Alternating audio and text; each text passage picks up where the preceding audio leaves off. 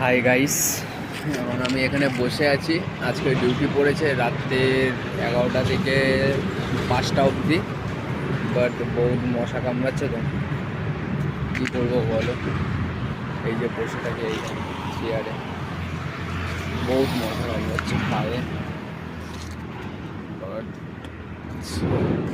ঘুমও পাচ্ছে, আমার খুব অতিরিক্ত ঘুম পাচ্ছে। এখানে ওই দেখো ফর্টিস হসপিটাল। কাউর যদি জানা না থাকে, ফর্টিস হসপিটাল এখানে আছে। ওই দেখো। তো আশা করি তোমরা সবাই ভালো আছো।